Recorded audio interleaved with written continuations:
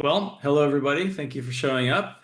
I am super excited to speak to you about what I have been researching for the last 20 years or so. I'm super passionate about this topic, so I'm very happy to debate it. So if you disagree with anything I say, then ask me questions and let's discuss. Or if you don't understand anything, I prefer that you understand more than I just, say a bunch of words. So today I want to motivate three different classes of algorithms that you may or may not be familiar with: quality, diversity, open-ended, and AI generating algorithms. And then I want to spend like the second half of the talk talking about how there's been a huge number of things that have been unlocked in these algorithms because of foundation models. So there's a paradox in life, which I want to start with, which is if you try too hard to solve a really ambitious problem, you will fail. In contrast, if you completely ignore the problem, you are much more likely to succeed. So as a metaphor for that, imagine that you are an agent and you start in this maze here, and you are only rewarded for going closer to the goal. Well, that is actually this plot here. The algorithm over time just goes north and it bumps its head against this wall forever. Every once in a while, through random exploration, it goes somewhere else, but it's incentivized to only go north. And so it never solves the problem. In contrast, if you just say, hey, go to new places, you trivially solve this problem. Now, you might think that is an overly simplistic problem, but I think probably this is the most important slide of the whole talk. These kind of problems are everywhere. They are throughout science and throughout technology, throughout culture. For example, go back thousands of years to cooking over an open fire. Imagine if you're the queen and you say, I will only fund scientists in my queendom that give me more cooking per minute with less smoke. You will never get the modern microwave because to invent the modern microwave, you had to have been working on radar technology and notice that a chocolate bar melted in your pocket. Similarly, go back to the time of the abacus. Only fund people who give you more compute per second. You will never get the modern computer because to invent that, you had to have invented electricity and vacuum tubes, which were not technologies invented because they help with computation. You just have to go invent and discover interesting stuff forever, and eventually you can solve really, really hard problems. Trying to get to a specific location will cause you to fail. So the conjecture here is that the only way to solve really hard problems may be by creating the problems while you solve them and then goal switching between them. Goal switching means, hey, if I'm a scientist or an algorithm and I'm trying to solve a particular goal, like I'm a roboticist and I want bipedal locomotion, and I start seeing something else happening in my algorithm, like it starts crawling or it starts balancing on one leg, don't throw that out because it doesn't measurably improve forward speed. Instead, say, hey, that's interesting. Let's try to practice that skill also, add that to the set of things that we are trying to get good at, and maybe those end up being stepping stones that ultimately are on the path to our real goal, which was bipedal locomotion. So we want our algorithms to capture serendipitous discoveries, to say that's funny and go after new and interesting opportunities. So that leads us to this field called quality diversity algorithms that my friends and I have been, creating over the last almost, 10 years now. And the idea here is that we want to create not just the single best solution we can find in a search space, but instead to create a huge diversity of high quality solutions. Just like nature, Darwinian evolution produced all of these amazing engineering marvels you see on the screen here that are all weird and different, but they're really high quality at whatever it is that they do.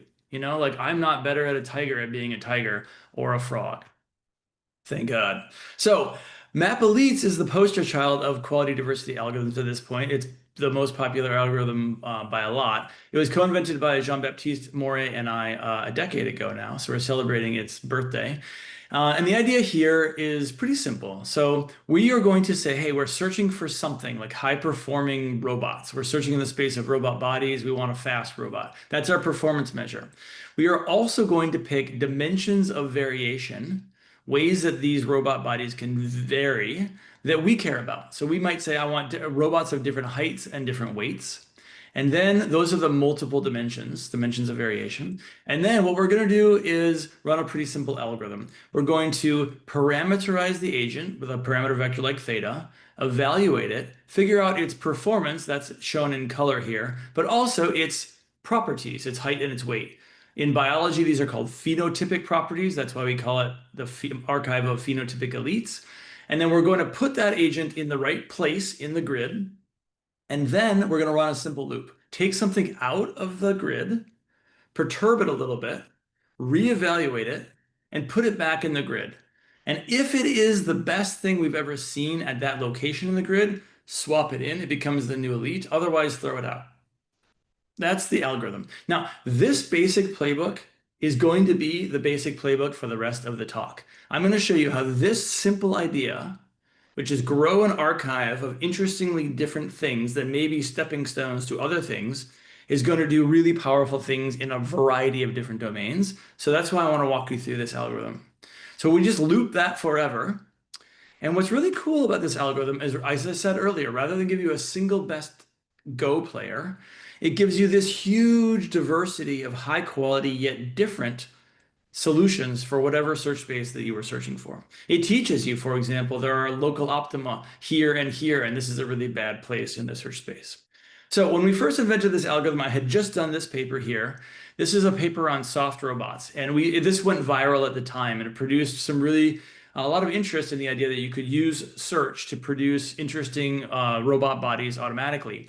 The cheat that we didn't the cheat in this video is that the diversity is not coming from one run. Each thing that you see here came from a separate run of optimization. And if you look within search in that run, they're all slight variants on one of these things. And so we're only getting diversity in like the dumbest way, which is to restart the algorithm, which is a lot of the ways that we got diversity in neural net training as well. But I didn't want that. We wanted to be able to launch one run, like one run of evolution, and get this explosion of diversity within one run. And so we said, hey, let's see if map elites can do that. So if you run classic optimization on this soft robotics problem, you get poor performing solutions. They're all black, and it doesn't explore the search space very well. If you specifically add diversity, which we have been doing for decades, but you do it in the classic way, like a multi-objective optimization algorithm that's rewarding diversity and performance, you do get higher performance. These things are yellow, but look at how poorly it explored this search space, even though it was explicitly being incentivized to be diverse in these two dimensions. Now, with the same amount of compute, look at the sea change that Map Elites gives you. It is complete revolution in what is possible within a search algorithm. It teaches you so much about the space, and it shows you so much about what's possible and not possible in your search space. So what's also cool is you can start doing science on these algorithms to see whether these principles I mentioned are important. So for example, how important is goal switching? If you take a final best solution that sits here in the map, and you can say, hey, where were its ancestors over time? And what you can see is that this lineage from start to finish took this long circuitous path through the search space. Like you would never have known that the right way to end up at a really good solution here is to walk this path. And you would also probably have guessed that I should start here and just get better, but that is not at all what happens. So this is what we need in our algorithms. We're starting to see it. So we took these ideas in a Nature paper in 2015. Here's a map you can actually see on the floor here. What we did is we learned in simulation ahead of time a lot of diverse, high quality ways to walk with this robot. Walk on 2 legs, 5 legs, 3 legs, whatever. And then if the real robot becomes damaged in the real world, then you can quickly use Bayesian optimization to search through this archive of high quality yet wildly different gates to find a gate that still works despite the damage. So within 1 to 2 minutes, 6 to 12 trials, we were able to find a robotic gate that still performed really, really well on these robots. And that's a key to rapid robot adaptation to damage. We also use the same basic ideas in a different way in a Nature paper we had in 2021. So you might have heard of the algorithm called Go Explore. The general idea here is that there are many, many problems in reinforcement learning where you have to do a bunch of actions before you get any reward. And if you don't know how to intelligently explore, you never stumble across that reward, so you never get any signal, so learning just stops. And so for a long time, this Atari suite, the Atari suite of games was a benchmark that the field was pounding away on. And the hard exploration games within Atari, we were making no progress on. And so Go Explore, we showed up and we said, hey, what if you try to effectively go to as many different states as possible That's the diversity part, in the highest quality way possible, like the highest scoring way and the most efficient way. And that plus a couple insights led us to go explore. And it really just blew the roof off of this domain. So all of these blue dots here were different previous papers, their performance on this Montezuma's Revenge thing, which had become kind of a grand challenge in the field. And what you see is everything basically is failing. Some of these papers specifically and only targeted Montezuma's Revenge and still did not do that well. And then look what Go Explore does. So a quality diversity algorithm that beats the best, the human world record, and effectively can produce arbitrarily high scores on this game. But it wasn't specifically tailored to that game. It's just a really good exploration algorithm. So we tried it on all of the Atari games in this benchmark suite, and it beat all of them. So it passed state of the art or human performance on all of the games and effectively solved this benchmark, which the community had been working on for a very, very long time at that point. It also solves some really hard exploration robotics tasks here, where the robot only gets a point if it puts its toys away. So it does better than my children at this task, and it does better than intrinsically motivated PPO. So PPO, state-of-the-art RL, plus intrinsic motivation, doesn't do anything on these problems. That's orange. Go Explorers in blue solves the problem reliably every single time. So I hope I've convinced you, though we can debate, I hope I've convinced you that QD algorithms produce this diverse set of high-performing agents, and they do that via exploration and goal switching. So what's missing? Well, I think the answer is they're still stuck in one single environment. No matter how long I run it, I'm just going to get a Montezuma's Revenge playing agent.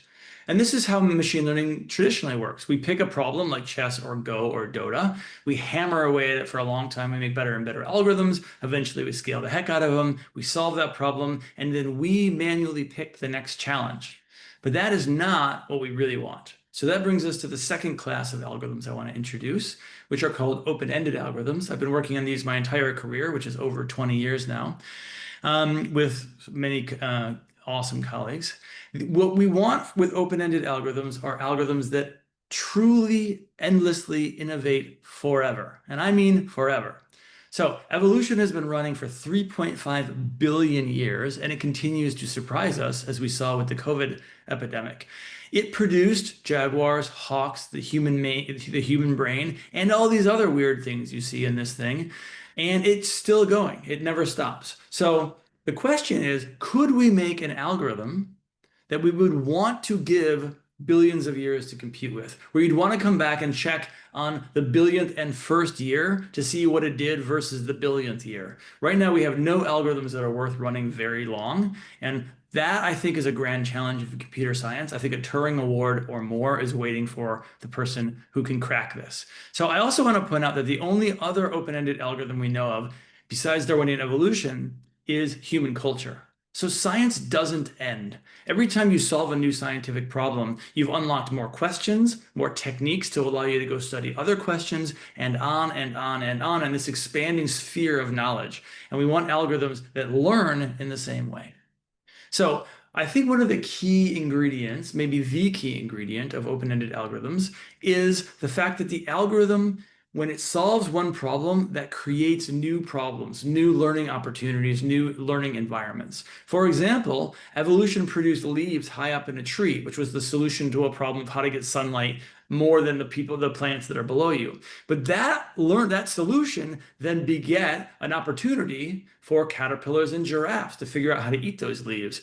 And caterpillars and giraffes now create an opportunity for things to eat them, live inside them, live on their waste products, etc., etc., etc. So can we create algorithms that invent more and more problems as they go? So one of our first big pushes in this direction was the paired open-ended trailblazer algorithm, or POET. The idea here is in the subtitle of the paper. We want to endlessly generate increasingly complex and diverse learning environments and their solutions, all in one algorithm, all in one run. So the way that this works is and this was a first at the time, we're going to encode the environment in a parameter vector, and we're going to start searching for environments. And what we're going to do is we're going to have a population of agents or a single agent that's learning to try to solve the environments. And periodically, we're going to have this archive of stepping stones, which are environments. We'll take out one of the environments, change it a little bit. And then if it's not too easy and not too hard for the current agent or set of agents, and if it's new, it's different than anything we've seen before. Then we'll add it to the system, and that will grow our set of environmental stepping stones. We will also allow goal switching. So if we have individual agents specializing in different environments, we'll let them invade other niches. So maybe for a while, the best thing that's ever solving this particular environment is one agent, but if there's an innovation in this other environment that allows it to invade and become the dominant species, if you will, in this environment, so you can create these weird counterintuitive curricula, all the goal switching magic can happen in the algorithm. If you're training a generalist agent, you kind of get that implicitly for free. So every environment you see here was produced by the system, not by hand. So it first chose to create obstacles that have very easy challenges. So little stumps, little gaps, rugged terrain, usually by themselves. Later, it's supposed to put those challenges together, and then eventually it kind of cranks them all to 11. You get the biggest trees this robot can handle, the biggest gaps, the most rugged terrain, all in the same environment.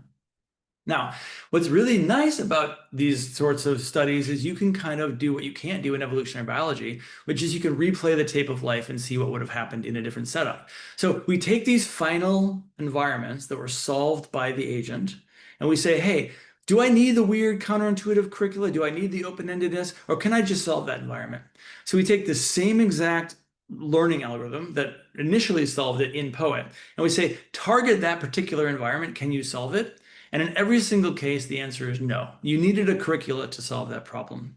Now you might say, okay, fine, but I didn't need the weird counterintuitive curricula. So we created basically like a beeline approach, like work your way up specifically to try to solve that environment. And that also failed in every single case. So you really need the open-endedness to solve this problem, just like you needed it to create modern computers and microwaves. An enhanced version of this algorithm with a better or the cooler search space produced all of the diversity you see in environments and the agents that solve these environments in one run. So no longer are we cheating across multiple runs. We're now seeing a flourishing of diversity pop up within a run, which is really encouraging. This is one of my favorite plots of my entire scientific career because I literally was trying to make this for about 10 to 15 years. In evolution, one of the things you see are what I like to call deep phylogenetic branches. So if you think of like the tree of life, basically it's not the case that every living thing is like a recent, like we're all related, like, like 100 years ago, 100 million years ago. There's like early on there was this split of like fungi and single, bacteria and animals and, the big cats and like the aquatic creatures. And then evolution has been systematically riffing on those different themes, simultaneously pushing in different directions. You're not seeing a collapse of diversity down to one thing. And here is a phylogenetic tree of environments in Poet. And what you can see is really early on, it invents different types of environments, and then it kind of continues to push and riff on that theme for a very, very long time. People took Poet and they basically used it as domain randomization to train robots in simulation, and then they transferred them to the real world, and they were out doing this stuff, which at the time is like mind-blowing science fiction to see robots handling these environments. Increasingly, we're starting to get used to this. So Poet, I think, shows the benefits of quality diversity and of generating challenges while you are solving them, which is a theme that we're going to spend a lot of time on for the rest of the talk. So I think Poet's exciting. What is it missing? Well, I think that it is still kind of stuck in this small, tiny distribution of environments, right? All those environments look pretty similar. So I want to take a step back and think about the big challenges of our field. John, I don't know if and when you want to jump in for discussion, so I'm just going to keep going until you say something. Yeah, I was gonna give it another 5 minutes to the clean halfway mark of your talk. We've only Okay, got cool. two questions so far, so I'm gonna give folks a chance to throw them in. All right, let me maybe tee this up. This will be fodder for discussion here. So if we zoom way out, one of the big goals of our field, all the way back to Turing, is trying to produce what we now call artificial general intelligence, or even artificial superintelligence nowadays. So if you think we should make it, and that is a topic for a different talk, I still think we have a long way to go, although this slide's becoming dated in recent years. But the question is still, how will we get all the way there to the finish line? I think there's a clear trend in machine learning throughout my career that I've observed, which is that hand-designed pipelines get replaced by entirely learned pipelines as we have more compute and more data. We've seen this with features, architectures, hyperparameters, RL algorithms, and other things that we have in our algorithms. And I think that suggests an alternate path to trying to hand design AGI. And that's what I called in my 2019 position paper, AI generating algorithms. So the idea here is that we're going to do a lot of search, and we're going to be searching for AGI. And we're going to ultimately, with a lot of compute, we're ultimately going to produce an extremely sample efficient learning agent. And we have an existence proof that this can work on Earth, where we had a planet-sized computer in 3.5 billion years, and that ultimately produced you. So congratulations, you're the smartest thing we know of so far in the universe. And that formula produced it. So if we want to make progress on this goal, I think we need three pillars. We need to meta-learn the architectures themselves. We need to meta-learn the learning algorithms, and we need to automatically generate effective learning environments. And I think handcrafting each of these would be very slow and ultimately will be replaced by letting machine learning and compute and scale do the heavy lifting here. So far in this talk, we've talked about pillar three. We're going to spend a lot more time on pillar three. We're also going to briefly visit pillar two. I'm not going to touch pillar one because that's its own community that I haven't been that active in lately. But it says here, I'm predicting a machine learning algorithm, a neural architecture search will find something better than a transformer. It's shocking that it hasn't happened yet, but it will. My prediction is that it will happen. Okay, that is the clean break in the talk. So far, I've motivated QD, open-endedness, and AI generating algorithms. And then for the rest of the talk, we're going to talk about new possibilities unlocked by foundation models. But I'm going to let John and the question askers jump in. Perfect. All Do you want right. me to kill the slides while we talk? No, no, that's okay. Okay. I just got a DM from Jacob Helwig, which probably is pronounced Jakob Helvig. He says he's in a bad audio environment and wants me to read his question for him. Okay. His question is, how do the QD algorithms actually support the goal switching? Like, how does that actually work? The way that it works is because, first of all, you're not, think about what a traditional search algorithm does, like a hill climbing algorithm. It says, I have a thing, I'm going to try some stuff. If I get something better, that's my new thing. And then I'm going to try off of that. So I always only have one stepping stone to leap off of. A QD algorithm says, I don't want only one leaping off point. I want to collect a whole variety of different things that are different from each other, but each as high quality as we have seen so far of that type of thing. That then gives me a huge archive of stepping stones. And I can periodically take any one of them, try to change it and riff off of it, use it as inspiration. I could also take two and combine them. And then if that is interestingly different or higher performing of a certain type, add it to my archive. So I have this growing archive of stepping stones, and I can leap off of any of those stepping stones to produce the next innovation. In the same way that in the next hour, we will have children of humans and children of butterflies and children of dolphins and children of duck-billed platypuses. Evolution is simultaneously constantly trying new things, not off of the current best thing, whatever that even means, but off of many different stepping stones, any one of which could produce the next innovation. Before humans, we didn't know that it was going to be the apes and not the dolphins that produced the most intelligent, intelligence that would dominate the planet. So we were simultaneously pursuing branching off of each of those stepping stones. Does that Gotcha. answer your question? Maybe you can answer in On DM. his behalf, I'm going to say yes. Okay. What I'm getting from this is it's like actually the traditional bag of tricks, but a population approach. Well, Uh, so we have, just to be clear, it is, I don't know what you mean by traditional bag of tricks. I mean, you're still doing gradient descent. You're still, like you're not doing something like completely different. It's just, That's right. yeah. I'd even go more agnostic. I don't even care if you want to use gradient descent or an evolutionary algorithm where you're mutating something like a Mm, differentiable algorithm. You have a search algorithm, an yeah. optimization algorithm. What's different is you're not optimizing toward one specific objective and always following the reward signal. You are willing to get weird and be different in many ways to ignore the reward signal. Not entirely, but this is one of the key things about this algorithm. Imagine if I want everything to be high quality. So I want cheetahs to be fast, but I also want ants to be fast. And so I don't want the fact that cheetahs are really fast to preclude the ant, Mhm. right? Like I shouldn't be competing a cheetah and an ant. That doesn't make any sense. And so like in a traditional optimization algorithm, if you're the best, you win and everything else dies out. But in this kind of an algorithm, I can simultaneously work on making cheetahs faster while also making ants faster. And then I get ants and cheetahs. So yes, we're using optimization, but it's very different in what it's being asked to do. And it is a population, although I actually don't like the word population for one reason, which is a little insider baseball. But for a couple decades in evolutionary algorithms, you had these populations. But the population was always one population, and then you created the next one and you threw out the previous one.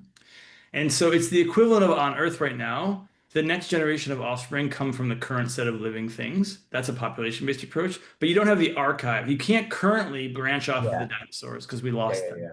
So one slight difference here is we have what I call an archive.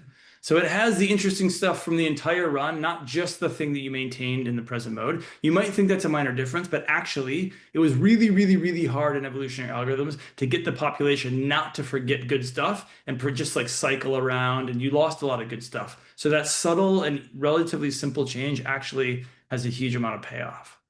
Cool. Um, I know that you still have half a talk to give yet, so Yep. I want to bring at least one person. Luis, Yes. um, Like, you want to ask your question? yeah. So I believe you're answering the question in part for with the optimization piece as far as the archive.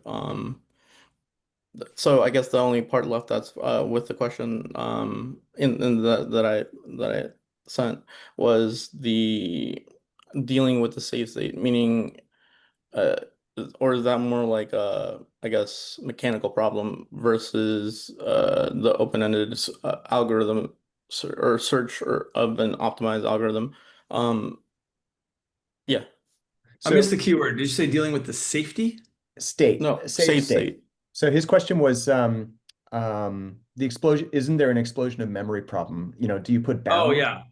Yeah. Do you use like branching, like kind of inspired by Git, family classification, inspired by phylogeny? How do you deal with it?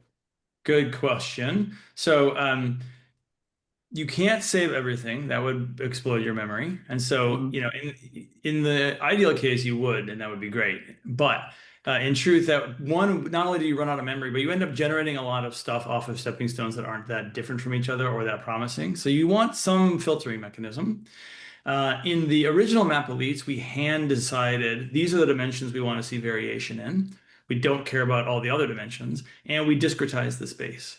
And so anything that ends up in the same square, it's kind of like being conflated and saying, hey, I've got I've so far generated 1,000 things that land in this square. I'm only keeping one of them, the best one I've seen according to performance. It's So kind of that's a it's kind stating of a that compression algorithm, actually.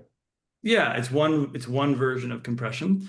Um, the rest of the talk is going to get into some much cooler ways to do that. So let's just save that thought for the rest of the talk.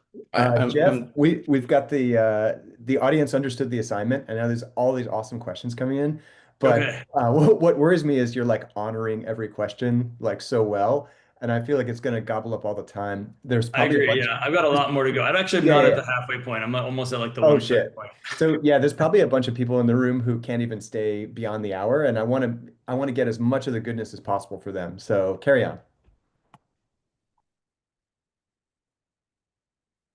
Oops, now you're muted, Jeff. I see your mouse cursor moving around. I know you're alive. I didn't mute There myself. you go. Now I hear you. Okay, somebody muted me. That wasn't Uh, me. All right, let's keep going. What I said was I'm happy to answer questions for a long time at the end. So maybe let's push through. All right. So speaking of a different way to figure out what should go in the archive, let's talk about OMNI. So this is work led by Jenny here, who is awesome.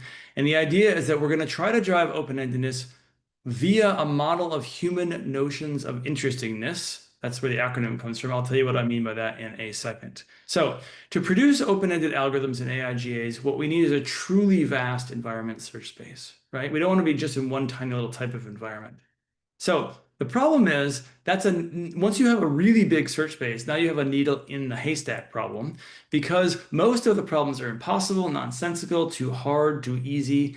What we want is that each new environment that we train our agent on is both learnable, there's something to be learned there, and interestingly new versus what we've already discovered and learned. So how do we find those needles in the haystack?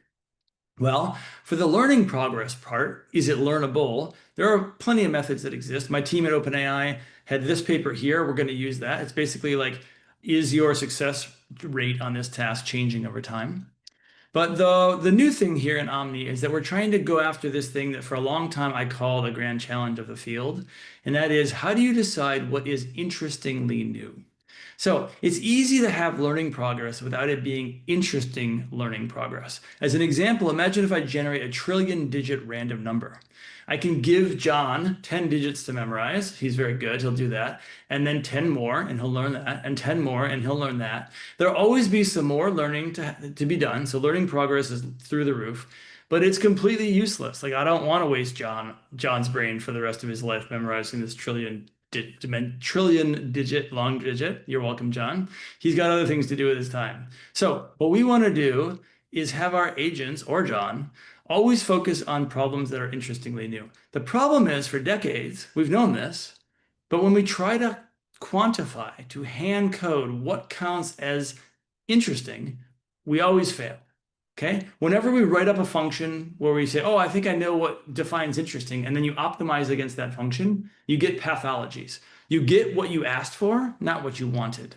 For example, tell a robot to go to new states, and it will just sit there and stare at a dead TV, a TV tuned to a dead channel, because that's always a new states, new patterns of dots.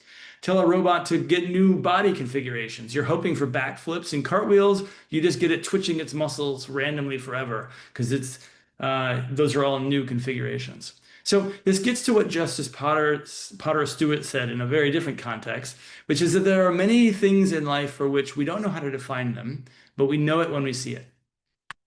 And I think we just finally got a hopeful answer to this challenge, which is that language models also know it when they see it. We can just ask language models, hey, I've generated these 15 environments and I have learned them. Here's a new proposal for an environment. Would this be an interestingly new problem to solve given what I already know how to do?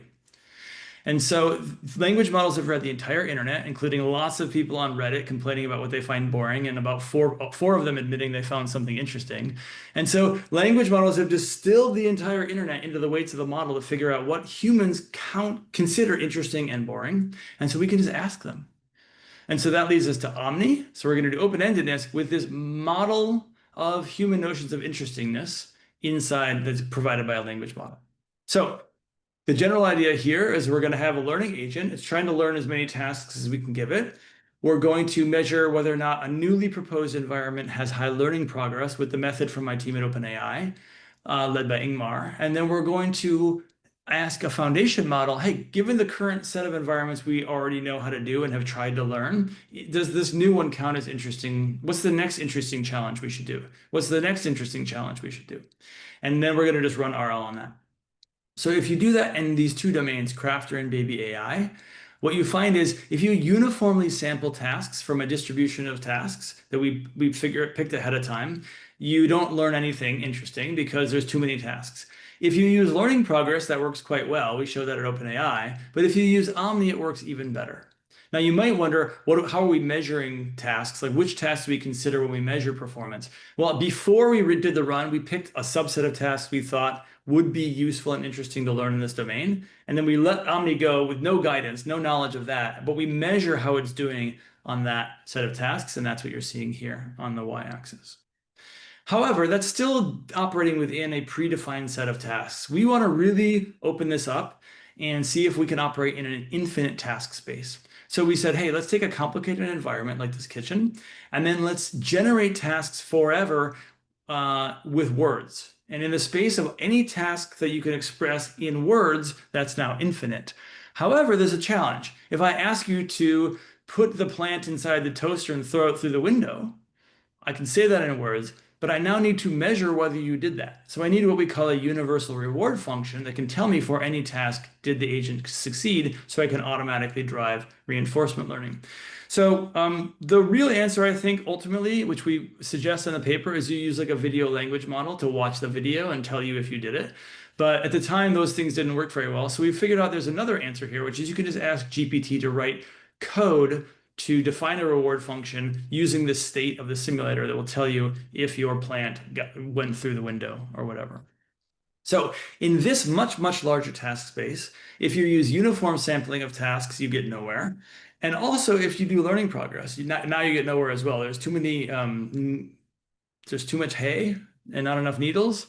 But if you use OMNI, it can go through and pick the right tasks and systematically make progress on this task, which is pretty cool.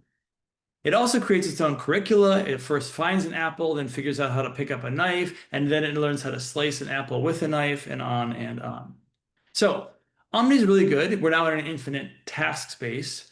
A con, though, is it's still trapped in one kind of environment. It's in that kitchen. And I really, really want to push and try to go for a truly vast environment search space. In fact, I want to go for the most vast environment search space imaginable. So in my 2019 AIGA paper, I put out this idea that like the most rich search space imaginable is a search space that can express any conceivable, or more technically, any computable environment. So it could have logic problems, coding problems, math problems. It could have the kitchen that I just showed you. It could have Mario Kart. It could also create its own simulator, like a fluids dynamics simulator or whatever, and have you do something in there. So what you want is a search space that has everything that is conceivable, and that would be rich enough. Like Darwinian evolution had a really rich environment. That would be like on that order. And so I call it Darwin-complete as a nod both to Darwinian evolution and Turing completeness. And at the time I wrote this paper, I could only think of one search space that would meet that theoretical definition. I will return to that later. But recently I was teaching a class, not recently anymore, a few years ago, I was teaching a class here at UBC, and one of my students mentioned something that caused me to realize something that at the time felt wildly surprising and new, and that is that code actually could be a Darwin-complete search space. And so that leads us to this paper, OMNI Epic. So we're going to do OMNI, but now rather than give it an environment, we're going to let the system also program its own environment. And so that's the environments programmed in code, or Epic, led by Jenny and Maxence. And so the idea here is that we are going to have OMNI write the code for environments and the reward function. It's Darwin-complete if your programming language is Turing-complete, and so it can create anything. So here we asked it just to create environments in PyBullet, but we could very easily have asked it to do anything, logic, math, a different simulator, write its own simulator, or whatever. That's future work. But I want to show you what it did. So every task you see here, it wrote the code for that learning environment. We seeded it with, I think, 1 or 3 environments, and then it did all the rest. So it creates an agent that's going across these moving platforms. The agent then kicks a ball through goalposts. Then it creates a new environment where the platforms have gaps between them. It creates an obstacle course. It learns to knock over some domino thing. It has to knock all the dominoes over or knock all the blocks off of the top block, emulating my children. So this is pretty cool. What actually the limit right now on this algorithm is that it takes so long for the agent to learn each next environment that we couldn't run it for very long. So we wanted to simulate what would happen if we had a more sample efficient learning algorithm. And so here we just pretend that the agent can solve every environment that OMNI generates. And now we can really let it go and see what happens. And what you do is you see this explosion of diversity. Here's kind of another view of a phylogenetic tree. And you see sustained innovation in different branches and different species of environments, if you will.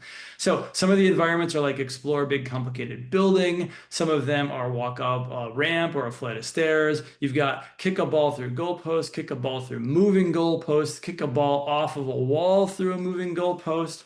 You even have things like a full soccer game, or I love these in the top left corner, create a cluttered construction site or even a cluttered restaurant, and you have to clear all the dishes off of the table. And that's what the robot has to do. Jeff, quick question. How do you maximize the diversity of those learning environments? Very good. So we are using OMNI.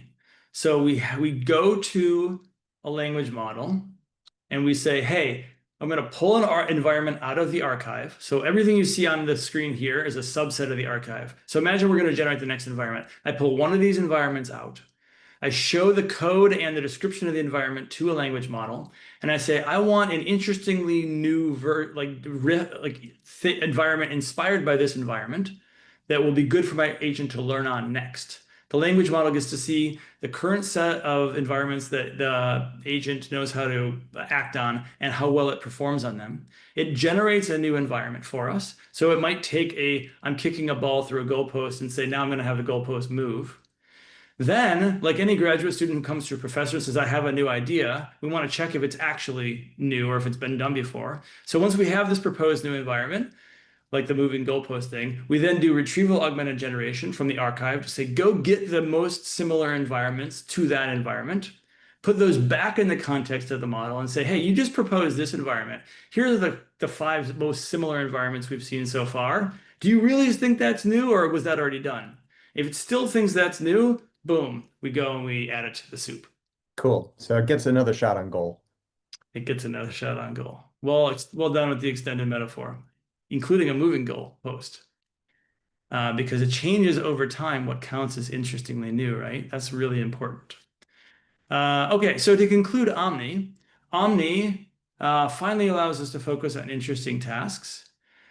Because foundation models have learned that ineffable concept from humans, OMNI Epic allows us to generate any possible environment. It is Darwin-complete. And this is one of the first algorithms that I have created in my career that I was like, would it be interesting to run it for 1 billion years? I'm sure it would fail and we'd have to patch the failures, but I don't know exactly how it would fail. And so it would be at least interesting to start putting massive compute behind this thing and seeing where it takes us.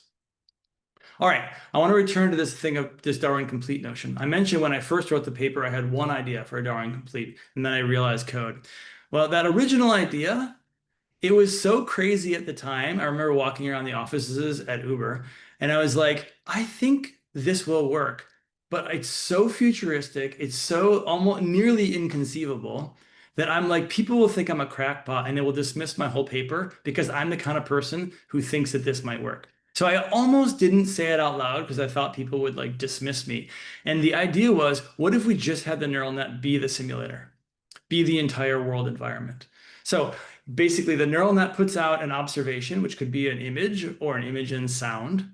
And then the agent looks at that, takes an action, and you give the action to this neural net world model, and it steps then to the next frame, which could be a new visual picture, maybe new sounds, maybe new coding challenges, whatever. And that's it. It's the transition function. The entire simulator, the entire video game, the entire 3D world, whatever, is in the mind of the neural net. And it's hard to imagine now, but in 2019, that was like maybe you lose tenure for saying that because people will say you're crazy. But I included it because I could not find a reason in my brain rationally why that wouldn't work. It just seemed so far out there. But here we are about 4 years later, maybe 5, and a team that I was fortunate enough to be on, led by these awesome people, produces Genie, which stands for Generative Interactive Environments, where we go after this exact idea. So Genie is a world model that is a neural net that from one frame and given an action will give you the next observation. Give it another action, it gives you the next observation. So to start it, you can either provide a picture that you draw or that you make with like a DALL-E 3. So you can ask via text to DALL-E 3 to produce an image of a game you want to play, give it to Genie, and Genie will, when you give it an action, let you basically control that and play it like a video game. So, for example, we say we say over here, you know, I want to, you just give it this image, and it's like, oh, I know you probably want to control that orange thing in the middle. I'll let you jump up and down, move right and left. Or you could ask here, generate a world in whatever this cartoon is, and you get to play it, which is pretty cool. So it produced all these 2D platformer games. Each one could only last a second or two before it would kind of fizzle out, but it showed signs of life. As a fun experiment, we actually took my children's art to see, could a kid draw a world and then step into that world and control the characters and walk around in that world? And sure enough, for a second or two, you can, like my kids could control the Eagles in their drawing or the football player that they sketched out. You can use it to simulate robotics tasks, etc. So what I want you to realize, though, is that this is a foundation world model. And like foundation models, they have similar properties. They're very general, so you can create any world you want. They're foundational. You can do lots of things on top of them. You can improve them with similar techniques like supervised fine-tuning, RLHF, and most importantly, scaling laws apply. So we even study this in the original Genie paper. More compute, more data, more better. So not 9 months later, we had Genie 2. So when I put out Genie 1, people were like, that'll never do anything interesting. Those are only works for like a second or two on 2D platformers. And I was like, on Twitter, I literally said, this is the worst it will ever be. Soon it will be perfect. And people mocked me, but we'll see what happens. So you see these different environments here, controlling a sailboat, walking above a waterfall, having an archer walk around a forest, et cetera, et cetera, et cetera. You also these things allow you to take different actions. So here is one thing that we made with an image model. And sure enough, you can walk through the left door into an avatar world, or walk into a tunnel-like world, or walk up the stairs in this environment. So very, very rich. Now, you also can do fine-grained control. You get object interactions like blowing up this thing of kerosene, or like what I think would be really fun, walking around a world and slashing at balloons with a samurai sword, etc. And then about, a month ago, 3 weeks ago, DeepMind put out Genie 3. Take the same idea, scale it again, scale it more. Now you can control a helicopter in an extremely high resolution, almost AAA looking video game. You can like drive a jet ski around, with water and have object interactions with the lanterns, fly a bumblebee around this beautiful magical forest, or one of my kids' favorites, run around on a rainbow bridge with this furry, fluffy, foxy thing. So I just want to remind you, this is like a year or two from 2-second clips of fuzzy, blurry platformers, and 5 years-ish from when it was so inconceivable that this might work that I almost was afraid to put it out there with my name behind it. So that's kind of the lesson of deep learning. So I want you to imagine now open-ended algorithms like OMNI paired with Genie, paired with a Darwin-complete search space. And if you don't like Genie right now, you don't think it's rich enough, just imagine, wait for Genie 4 or Genie 5 or Genie 10. Like, it will be amazing. Very, very, very soon. Very powerful. Okay, so we spent a lot of time on pillar 3. We have QD algorithms, open-ended algorithms, POET, OMNI, OMNI-EPIC. We have foundation world models like Genie. I now want to switch to pillar 2 pretty briefly.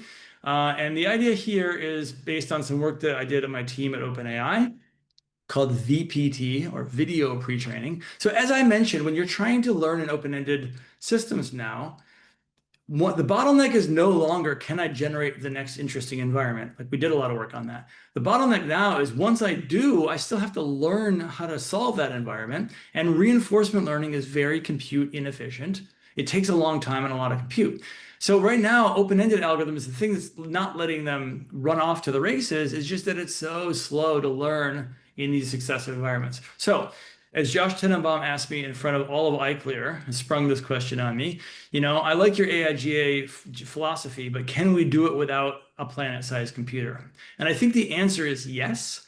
To borrow from Newton, AI sees further by standing on the shoulders of giant human data sets.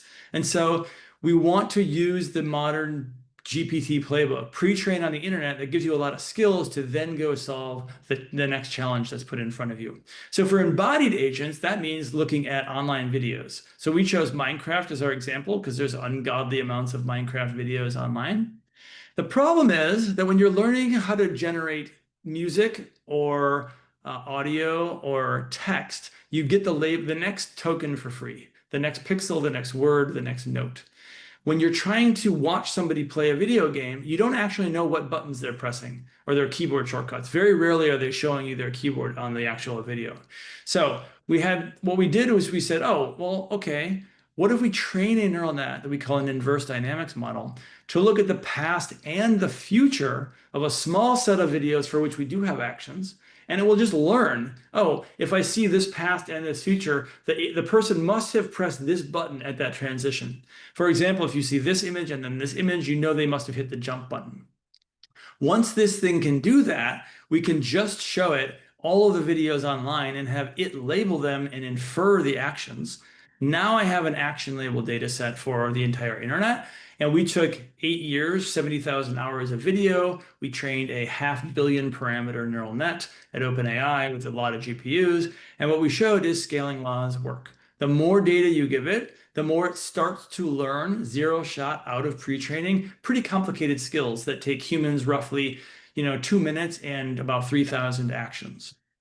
And I really want to call your attention to this right video here. What's amazing is that these agents come into the world and they know how to see the world and how to explore the world.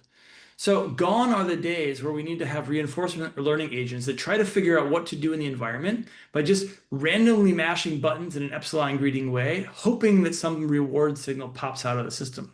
Instead, look at that agent on the right. We dropped it in a Minecraft village. We didn't tell it anything. It knows how to systematically explore the village. It goes from one building to the next. It opens doors. If it sees a chest, it knows it should open the chest and check inside. It's much more likely to discover the rewards for whatever thing we want to reward it to do because it kind of already knows how to operate in the world. And that's the kind of the benefit of pre-training that we can give our open-ended algorithms. So to show that we can do reinforcement learning much more efficiently with pre-training, we said, hey, let's go after what was then a mini grand challenge of the Minecraft RL community, which was get this diamond pickaxe. And we said we're going to reward everything in the tech tree up to that, according to that reward schedule. And what you see is if you don't do pre-training, you basically learn nothing. You learn the first task in the tech tree to get to diamond tools.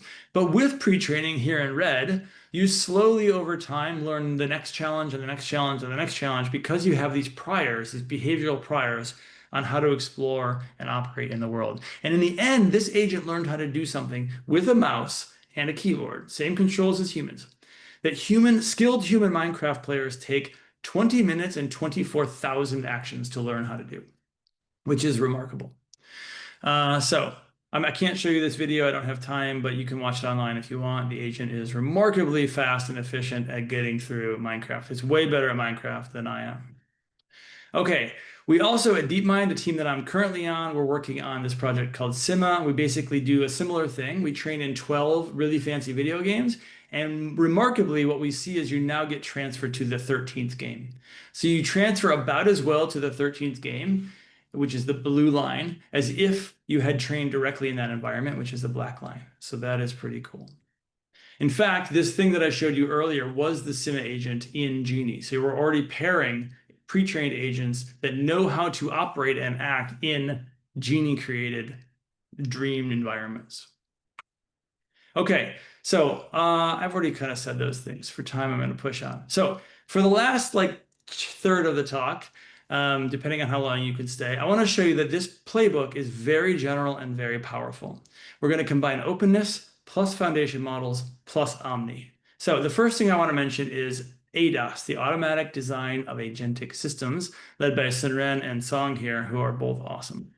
So as you probably know, we used to use language models where we give it a prompt, it would give us an answer, all text. Nowadays, we situate a language model as the core of some more complicated thing that we call an agentic system. It might call a web browser, take the results, put them in context. It might call a web browser, take the results, have 3 different agents provide 3 different summaries. Another agent figure out which summary is the best. Take that summary, put it back in the original thing and ask it to act or whatever. Chain of thought, reflection. There's lots of these that people are inventing. We're going to call all those things agentic systems. Well, we looked around the world and we said, hey, people are inventing these things by hand. They do lift performance, but we know from history that making things by hand is the wrong way to do it. Let's use machine learning and search to make them automatically. So that's what we Jeff, call it. Yep. one quick sec. Since we're at T-1 minute to the hour, I'm getting some messages from folks who have to jump. And they're saying, oh, can you ask Jeff this question? I'm going to give a blanket answer real quick to everyone, which is join us over at AlphaChive. Raj, Ron, folks, can you post the link again to the AlphaChive community? I promise you, I'm going to collect all your questions there, and I will personally ask Jeff to maybe get an answer to at least some of them. So I don't want to burden you, Jeff, with all the questions that are dumping in, but a lot of people are really eager. So let's use the community. That's what it's for. So everyone click on that link. It's free to join. It's super easy. And I promise I will do my best to get all of the interesting questions in front of Jeff eventually. Okay, back to the show. That sounds good. I might even I like your community-based method. You could even challenge the community to try to answer them as best they can. Then I could like go through and like be like, "Ooh, I like this answer." I would add this little wrinkle here. That could be a fun exercise. Anyway, That is so lab PI of you. totally. That's right. I will say to anyone who needs to jump, I'm sorry that this is running over, but I'm sorry. I'm like a kid in a candy shop, and there's too much fun candy to share with you. So I think this is being recorded, and maybe it will be shared later. Is that right, John? Correct. Yeah, so at Correct. least you can watch the rest later and then you can add your questions to the pile and we can have a fun discussion there. All right, should I keep going? Yes. Yes. Okay, so we're going to automatically design agentic systems. That's ADAS. We're also going to use the principles of open-endedness. So we're going to create a growing archive of agentic systems that are all high quality yet different from each other, pull them out, try to improve upon them, maybe pull two out, combine the best of both. If it's interesting or high quality, put it back in, rinse, repeat. So that same playbook. So the specific search algorithm we created, we called meta agent search. We're going to define our search space in code in Python. That was a first for agentic systems for searching them. And then that is Turing complete. So it can, in theory, create any agentic system. And then we're going to do what I just told you about. We're going to have this growing archive of stepping stones, take one out, change it, add it back in if it's interesting or high quality, or the highest quality of that type.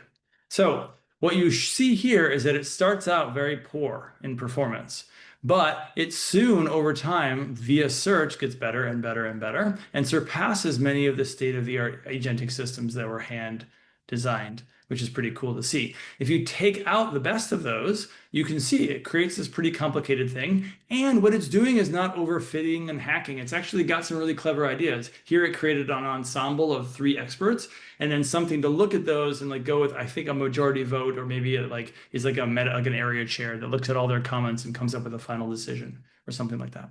Jeff, quick question. How expensive was that? It's everything I do is expensive. Okay. Just asking. Now, to be fair, we did this work in my academic lab. Now, I've been fortunate enough to get decent resources for my lab here at UBC, but this was an academic project. This is not OpenAI expensive. This is decently funded UBC lab expensive. Cool. Okay, those are my units of measurement. Is it OpenAI expensive, or is it well-funded lab, or not so well-funded lab, or individual with their laptop? Those are my measures. We also showed, oh, I didn't say this. So we applied it to different math tasks and reading comprehension tasks. I think probably the coolest, and it outperformed all this stuff, this state of the art that had come before, of course. But the cool thing here is that you also could take these agentic systems and transfer them to new domains. Like math, like if you learned on one math domain, you put it on a new math domain, or you even put it on a non-math domain, and it still does really well because it's a generally cool thing. Like creating an ensemble of experts and then like pooling their thoughts is a pretty good idea no matter what domain you're in. It's not as good as if you just tackle that one domain. So if you have one domain, you can target it. But if you want something general, you can learn that too, and then it kind of helps you on the next domain. All right, so we were like, okay, ADAS was really cool. The obvious next step is we have to see if the system can improve itself. In ADAS, I have one system that's kind of spitting out agentic systems that are better and better and better. But what we really want is a system that is improving itself, so it gets even better at producing the next improvement to itself and the next improvement to itself and the next improvement to itself. So we call this the Darwin Gödel Machine, led by Jenny, Sunren, Ansong, and Roberts. And the idea here is that Schmidt-Huber in the early 2000s proposed this theoretical idea of a Gödel machine, which is an AI that looks at its own code and proposes a change to the code, but it only accepts that diff if it can theoretically prove that that diff is better than its previous code. And while in theory that sounds interesting, in practice that will never happen. That is impossible. To prove that a change is going to be net beneficial on any hard domain, that's not possible. So the Darwin Gödel machine says, hey, let's first just rely on empirical evidence. We'll make a change and we'll test it a bunch. And if it looks empirically better, we're willing to take it. But also, we don't have to put all of our eggs in one basket. We can do the Darwinian search, the open-endedness, where we grow this archive of different stepping stones, which means that even if we get it wrong and one thing isn't actually better, fine, that's just an extra stepping stone in there. Maybe it'll ultimately end up better. Maybe it's a dead end, who knows? But we're not always relying on everything being perfect. So we don't have to worry about those theoretical guarantees.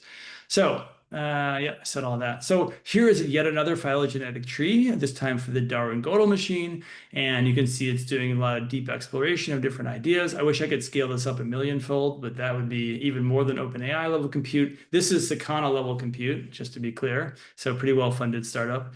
What I want to point out on the right here is this is the path to this final star agent. So this black line here ultimately produced our best agent, but notice that at least twice it went down in performance. So if you weren't doing the open-endedness thing where you were willing to collect stepping stones that don't immediately look promising, you would not have allowed it to suck for a while and then ultimately prove its value. So on average, performance goes up, the max goes up over time, and the path to these better maxes is often through a fitness valley, to use the language of evolutionary biology. Also cool, you can do some science. Blue is the Darwin Gödel machine. And if you don't allow it to improve itself, then you get green. This is ADAS.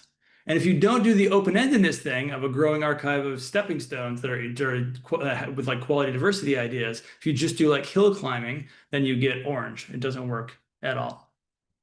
So I do want to mention here, unfortunately, some people already jumped, so I should have mentioned this earlier, but safety is really a first-class citizen for me. I worry a lot about AI safety. I've put out papers with Bengio and Hinton and Kahneman and others saying that AI risk and AI X risk is really something we should prioritize. We've written a paper down here with Adrian and Joel on how there's particular challenges with open-ended search and self-improving AI, because you're actively asking the thing to go invent entirely new and weird things and to surprise you and be creative. So it's even more dangerous. You can look into this paper for how we think about it. For this particular work, we tried to follow all the best practices we could think of. We made sure it was operating only in a container. We monitored it with human oversight. But in the future, I'd like to get even better about injecting values into the system, so it doesn't even want to go and explore dangerous directions. All right, so to conclude ADAS and DGM, you go from handcrafted agents to learned agents. They can self-improve. As predicted by the AIGA philosophy, the learned agents are higher performing than hand-created agents, and the principles of open-endedness really help out. Okay, I think I have two more papers, and I'm going to give John the option to cancel the last one when I get there. But I can't not tell you about this one. This one is kind of the theme of this workshop, so this is where we were headed. So this is a project called the AI Scientist. You may have heard of it, led by these awesome people. So the question here is, science is the ultimate open-ended domain, right? It never ends, and we don't think there's going to be a limit to knowledge. So could AI automate all of science? Could it begin to start searching for entirely new scientific knowledge all on its own? Not in one domain, but in any domain. So we chose machine learning as a place to demonstrate that. That's because here the computer is the real world. Like if you produce a better transformer or a better ImageNet score, there isn't like some other real world where you have to check it. That is it. But you could apply this to other scientific domains, like if you had an automated chemistry lab or with really good simulators, etc. Or if you had humans conducting your experiments. So the TLDR on the AI Scientist is that it does the whole scientific pipeline. It generates its own hypotheses and research ideas. It designs experiments to test that hypothesis. It then runs those experiments. It checks the data, and if need be, it fixes bugs, changes the code, runs different experiments. It analyzes the results, visualizes them, creates plots. It writes the entire scientific manuscript, and you can see a thumbnail of an entire manuscript that it generated, from the first word of the title to the last period and references. And it conducts its own peer review to figure out if the thing it just produced is any good. Now, we didn't do this yet, but in the future, if you give me OpenAI level compute again, I want to unleash this like a community of AI scientists. I don't want it to produce one paper. I want it to write a paper, add it to the archive, make a new, interestingly different paper, add that to the archive, grow a set of stepping stones of scientific discoveries like the human scientific community does, and continue to look at it and leap off of it into the unknown and generate new scientific knowledge. So our peer reviewer here is about as good as humans. So humans agree with other humans about as much as our LLM reviewer agrees with humans. That allows us to get automated scores for papers like this one.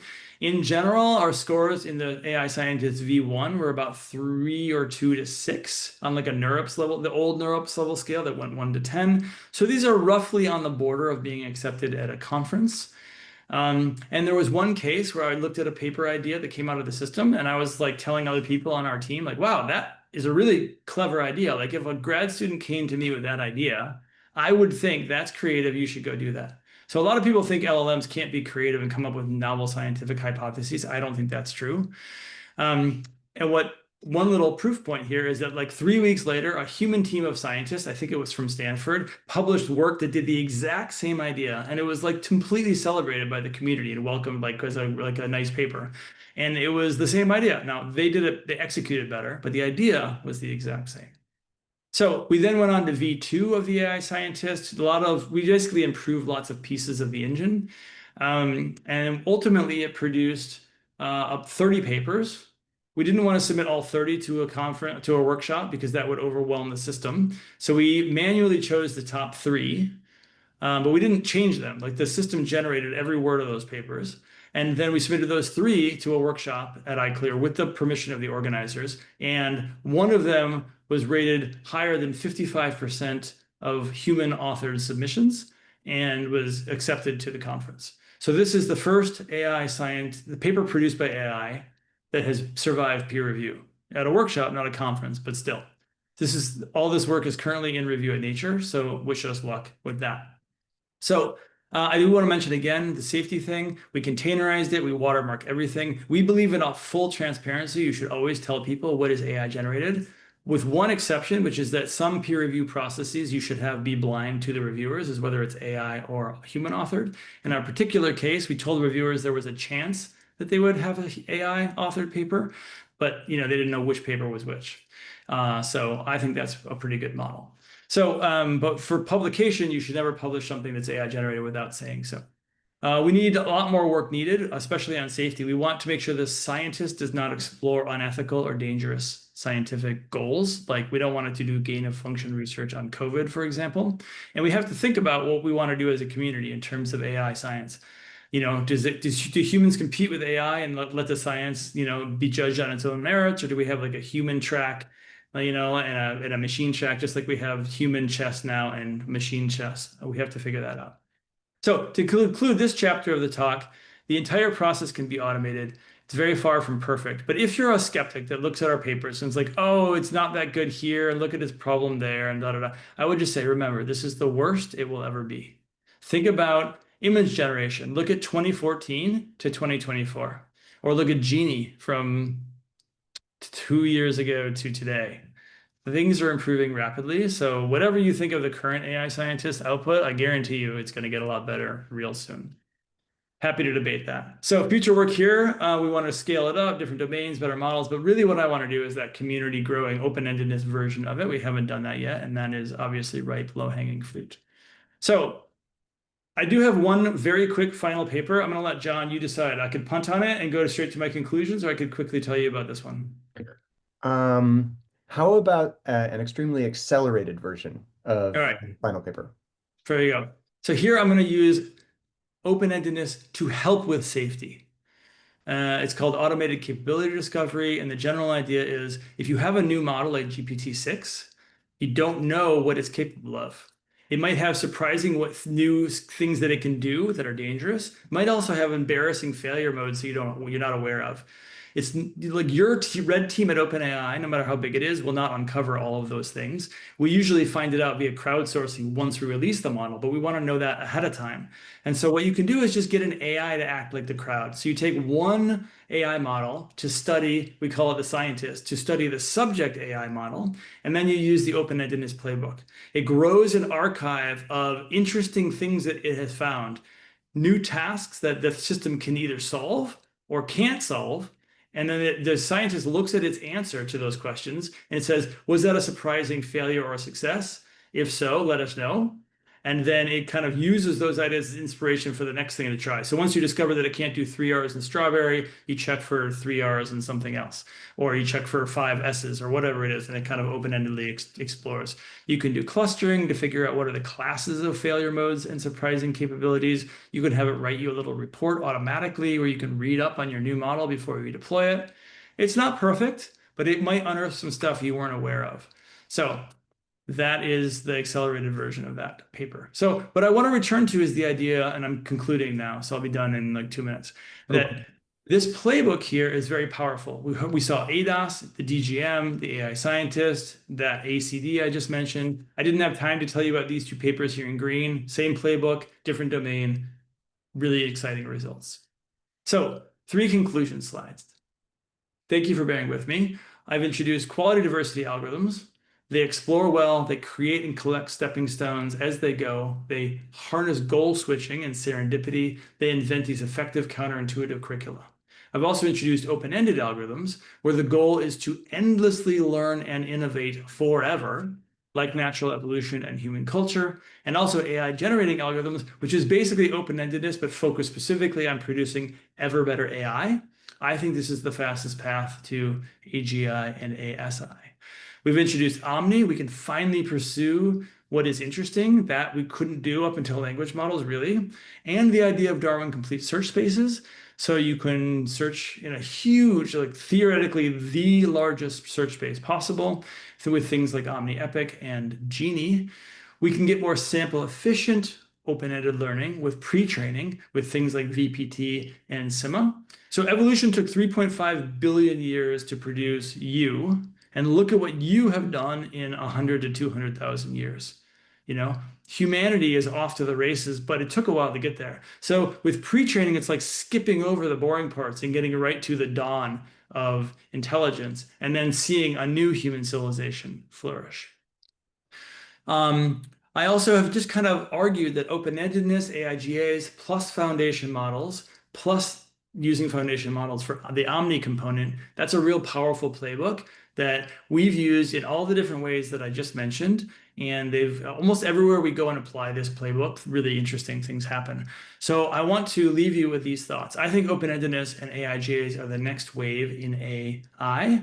And I would encourage you with whatever domain you're working on or set of questions you're working on, like what could you do with this set of ideas?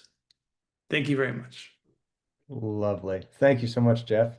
All right, we're going to dive right into questions, and I'll kick it off with a quick one. Um, I noticed that you have this population approach. That's kind of like one of your secret weapons. Yep. Um, and there's only one thing I didn't hear you apply the population approach to, and I wonder if you've ever thought about that. Your judge of interestingness. Could you have a population-based approach to what counts as interesting? Absolutely. We're working on it right now. Cool. Okay. Great, First, I'm great point. Great observation. I actually think that I'll actually give you, well, I'll scoop, I shouldn't scoop my own lab, but I nah, think don't it's scoop it. Don't scoop it. I'll see the paper when it comes out. fine. Well, there's that one, and there are other places you could apply the playbook. I'll just say that are important unsolved pieces of the puzzle. Neat. Raj, you want to take the next one? Oh yeah, Jeff, great talk. I was just wondering, I know when you were talking about generating environments, one of the things you said was like you would check first if it already exists, and you do that by doing RAG on the top of archive. Like, is that effective? Like, I imagine like, archive is so vast, and like finding papers with relevant environments must be tricky. Yeah, so it's interesting you say that. When I said that, I actually meant the archive of the algorithm, what it had generated so far. So Right. in Omni, if it's generated 80 environments, when it goes to generate the 81st, we took one out and we said, make a new version of this. Or maybe we took 5 out. We said, make a new version from this cluster. It produces the 81st. Then we go into that archive of 80, pull out the most similar and ask it, hey, is this actually new in this archive? And then it tells us. But for the AI scientists, we actually went to the real archive. We use Semantic Scholar, but whatever, same story. And there it generates a new, it generates a scientific hypothesis. And then we do a semantic scholar search with that abstract. And we say, give us the 20 papers that are closest to this abstract. And then it reads the abstracts of those 20 papers before it decides, oh, actually, that idea has already been done. Or no, it hasn't. Now I'm going to go launch the whole thing. So we did actually use the real archive for that. I will say that you are right that archive is huge and semantic scholar is huge. But modern language models are pretty good. So if you put in a whole title and an abstract, and you have it return the top 20 to 30 hits, read all of them, it's pretty unlikely that the exact idea was done and it didn't show up in the top 20 to 30. There are some people who recently kind of attacked the AI scientist and said, oh, it's plagiarizing ideas. And they specifically said, like, we took the paper, we put it in a semantic scholar, and the top 20 papers, it didn't return this thing, but we found some paper that is obviously the same exact idea, and it was Semantic Scholar didn't surface it. So there's proof that Semantic Scholar doesn't work. But actually, I went and looked at that paper that they say is similar to this paper, and they're crazy, wildly different. I think their claims are completely inaccurate. So I just want to put it out there in case you want to go check it out. Some people are saying that this process doesn't work, but I'm not one of them. I think it works pretty well. Next up, we want to bring Noah to the stage to ask his question. There are a lot of people still here. Thank you all for sticking around. This was such a 120, blockbuster I think 127 at the end of the talk made it. So that's pretty good. talk. Hi guys. Hey, Noah. Let's say machine learning is science. Okay, what's it the science of? It seems like it's trying to be a science of what we're doing right now. It's trying to understand or be a model for language. There are limits to knowledge. We know this from the law of gravity. It shows in the case of gravity, we can never know what we really want to know, the mechanism of gravity. And it seems that we've somehow missed this crucial turn in the history of science in the context of these language models. The question is, how can we use machine learning or whatever to help us find the limits to human knowledge by discovering how the real world actually works? In the case of gravity, it works at a distance without a mechanism, as you know. Well, I actually am going to take the other side of that one. I don't know that there are limits to knowledge. I'm not saying that there aren't, but I'm not sure that there are. I think that's an open question. I also think that it's possible that in 100 to 500 years, we will have a pretty good understanding of how gravity works, and we'll think of our current understanding as laughably ignorant. And the way that we'll get there is through the scientific method and experimentation. And my prediction is that the way that we'll get there is through a lot of AI-driven scientific experimentation and hypothesis generation. So I think the answer to your question is actually the AI scientist. The way that we will push the frontiers of human knowledge and find the limits, if there are any, is to rapidly catalyze and accelerate scientific discovery, and AI is going to be the driving engine behind that. Let me bring to the stage Parzival. That's probably not your real name, because you've been sharing a ton of good thoughts in the chat, and you actually did pose a question about cyberlife. Are you there? Or did we lose him? Yeah, hey guys, can you hear me? Yeah, Yep. hey there. Yeah, just wondered about how you think about the word cyber life in the context of self-evolving and self-replicating autonomous agents. I don't know enough about what you're asking about the word cyber life. So my benchmark for AGI is when these things can survive on the open internet, when they can generate enough income that they can copy and run themselves in a way that they grow. And that's like my vision of the future, and especially if you apply Omni to something like an RL on an agent cluster, I think that could break it there. So I see. It is a really interesting definition. I don't know if I would agree that that's the definition of AI or AGI or whatever, but I do think it is an interesting thing to give a name to. Self-surviving AI should have a name. I think it's an interesting concept, but I also want to flag that it terrifies me a lot. I'm not Yeah. sure I want that out there on the internet. That almost certainly will lead to all sorts of bad outcomes. So while I think we should give it a name so that we know what to stop and try to fight rather than to try to encourage it. But I do think if I take off my safety hat and I put on my pure intellectual curiosity hat, it's a fascinating notion. And I do think something like these algorithms could produce it. So I'm begging everyone who's listening to this, don't use our ideas to make that. Please. I'm sorry, I'm already using your idea to do that. All right, Parzival, take care of that. At least read my safety papers before you continue. I'll proceed with caution. Is Sean Markin in the room still? He asked a great question about quantum mechanics. Yeah. Hey, buddy. How's it going? First of all, Jeff, amazing talk. I am spellbound by it, and John, thank you for organizing all of this. Thank you. I continuously, as you were talking, I could ask questions for 4 hours, honestly, but basically where a lot of my questions went was, you're talking about Omni, it's a language model, its sort of domain is what we currently know. How do you sort of envision, or do you envision using this to sort of look at frontier science? And sort of the analogy that I used was, how could this help early sort of physicists who are making that transition from classical mechanics to quantum mechanics, sort of make that sort of framework shift, or because it wasn't just more of the same, it wasn't just a linear progression, it was sort of a leap in a change of the way we perceived the universe. So how could this help that sort of the meta layer behind what's being learned? That's a fascinating and great question. Thank I have a couple things to say on it. First, I want to trot out the Newton quote again. I think that we all see, scientists see further by standing on the shoulders of giants. And oftentimes we think that people are geniuses and have these massive leaps and like they're so much smarter than you and I, like Newton and Leibniz. But the fact that Newton and Leibniz simultaneously invent calculus means it was kind of like the shoulders, the giant's shoulders were set, right, to see off into the future. The stage was set for that next leap.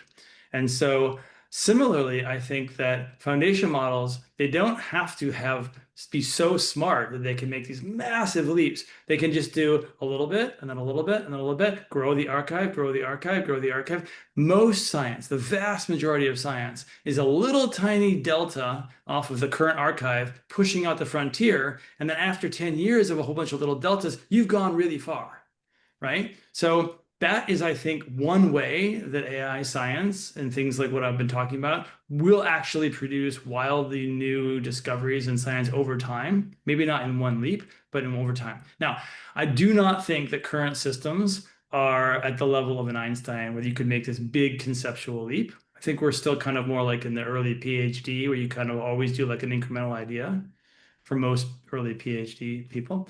But if you want like an Einstein or a Newton, we're probably going to need better models. But give it a few years, we'll probably have those models. So I think even the conceptual shifts you're talking about, I don't see any reason why AI won't do that. And I'll just say, I'll put my cards on the table, like metaphysically, philosophically, like you are just a collection of atoms moving around. I don't see any reason. There's nothing special in you. So silicon computer intelligence can definitely be as smart as you and probably a lot smarter than you. It's not there yet, but it will be. I Jeff, think we've one got of a, the things, oh, go sorry, ahead. Go ahead, Sean. You have a follow-up? yeah, just a follow-up to that. It seemed to me like your QD approach, if it wasn't applied directly to and forgive me, this is going to be clumsy as hell, but like if you didn't apply it to sort of the physics layer, but you applied it to sort of the meta layer or some kind of over architecture of the knowledge, you would be able to sort of use that, and maybe I'm wrong on this, but you might be able to use that to do those conceptual leaps. So it's instead of searching sort of the physical space of how do I, you talked about height versus I forget what it exactly was, but instead of using that physics-based or sort of 3D, physical world, you use sort of a conceptual space. So And we do that, just to be clear, like in OMNI, it's saying what's the next interesting thing to do? What's the next interesting thing to do? In the AI scientist, when we get the scientist version, the community of scientists version, it will read its own papers. Maybe it'll read all the papers or like a big subset of the papers to propose the next paper. So it's doing the same thing that you and Einstein did. It's reading the science that came before and proposing the next idea to test. well, he and I are very, very similar. So I'm glad to Except for see the hair. The hair is not quite there yet. You got a little ways to go on that. haircut thing. You gotta get. Thanks, Sean. Thanks, Sean. Jeff, we got a couple related questions. So our good friend Doug was asking in the chat, can you point us to like any fun versions of the Darwin style exploration that you could actually run at home, like on typical compute, like locally? And we also got a related question from Richard Lawrence. Is Richard still in the room? He just waved. He's muted Yeah. though. Hey, Richard, I see you. Yeah, I'm here actually, and it's basically the same question. I think I phrased it a little bit funnier, but Go for it. Re-ask your question, or elaborate if you want to. I'll just read so you hear a human voice instead of reading my text. But so I asked kind of it in the hypothetical scenario where you don't have an OpenAI or even a well-funded lab budget, but perhaps you have something more like a high school car wash fundraiser level budget uh, for compute. Which subproblems in that scenario do you think would be worthwhile investigating? Yeah, great question. So I think, Question. first of all, many people have told us that they are shocked at how, unlike many, I mean, I don't want to throw shade on most academic papers, but a lot of academic papers is like the code is out there, you run it, and like it's a mess, it doesn't work, and like the results are super finicky, and the hyperparameters had to be just so. We've had some feedback that the Darwin Gödel Machine repo works quite well out of the box. It is true that the current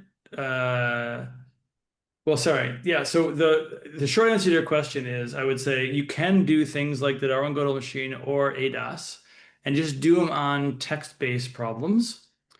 So not like 3D physics simulated environments. But if you're doing math or proofs or language games or text board games or text adventure games kind of stuff, you can do a lot of work. And instead of using GPT-5, which is expensive, you can get like some open source model that's pretty good, run it on your machine, and you can definitely do research on your local machine with that setup. Jeff, does this approach work equally for adversarial problem spaces? For example, if you had, let's say, a debate game, and you have, and the goal is to find ever more interesting arguments. So it's an adversarial setting. The environment is also another version of yourself. Do you Yes. So, see sorry, go any ahead. problems? Yeah, just like, does that work still? Well, you could think of OMNI in some sense as the environment's getting harder while you're learning, but more to your point, the one of the papers I didn't mention that was in green in the final slide was Foundation Model Self-Play. It's a new paper out of my lab where we basically have like, it's like a game where one agent is playing against another agent, like StarCraft or Warcraft or whatever. And what we have is that we have a foundation model playing this side, and it's looking at the archive of strategies that this player has tried and the archive of strategies that the other player has tried to produce the next thing that might beat that guy. And then it tries that, and if the strategy is better or interestingly different, add it to the archive, and then this guy gets a turn, and it's like, hey, I get to see my own history and their history, including the thing they just did. What's the next thing to try? And so basically create a self-play arms race between two Yeah, adversaries using open-endedness, and that also worked really well. cool. We've got a big question from Candide Onigan, which, if that's a real name, that's amazing. It is a real name. Um, I mean, it is amazing. I agree. but I don't think Candide is still here. But it's such a good question. I wanted to actually ask it on their behalf. He's there. He Uh, just clapped. oh, sweet. Hey, Candide, how's your audio environment? Can you just jump in? He's still clapping, which might mean he can't jump in.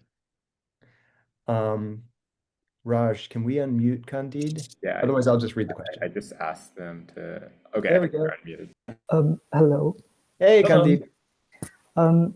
So I think my question was kind of similar to what John kind of said, but my question was wondering if it would not be easier to kind of use it on language and not specifically like environments, because in language you can come up with like way more abstract things that you've never even experienced before, and then it kind of allows you, I guess, to make more discoveries than like the world generated things.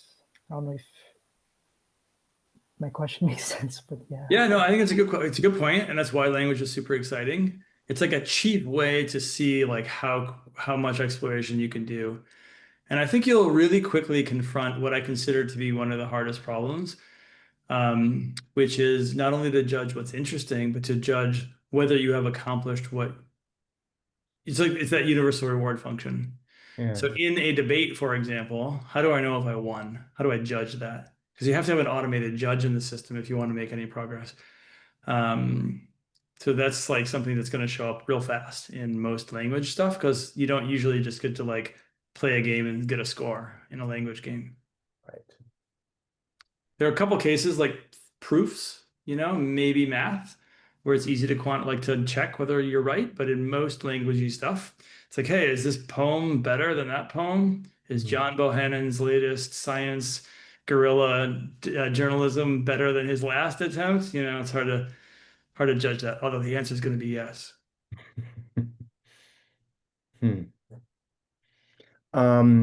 Well, the population in the room has gotten pretty manageable. Raj, do you want to try the experiment of just unmuting everyone and see if we can have a more natural discussion? Yep. Everyone can unmute now. All right, folks. Yeah. 72 unmuted people at once. Let's see what happens. Let's see who I hear first. I'm gonna jump in since I was already talking. All right, you got the calm. And I think it kind of fits into the last, to the end of the last statement, which was, I mean, I'm kind of, I know you've worked a bunch with Ken Stanley in the past, and he's now kind of working on life science problems at Lila, and I'm just, I don't know how much we can talk about what they're doing, but I'm just curious sort of what your thoughts are on how,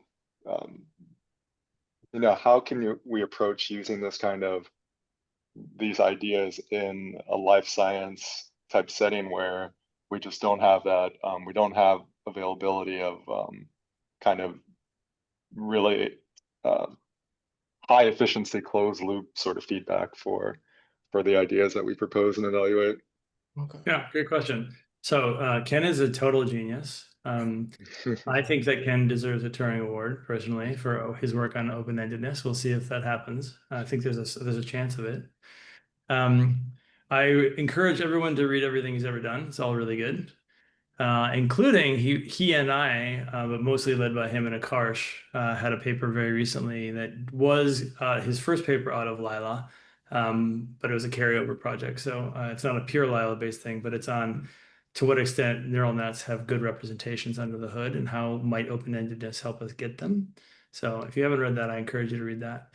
To answer your question directly, even before Ken went to Lila, I, for like 5 years, have thought one of the best applications of open-endedness would be in synthetic biology.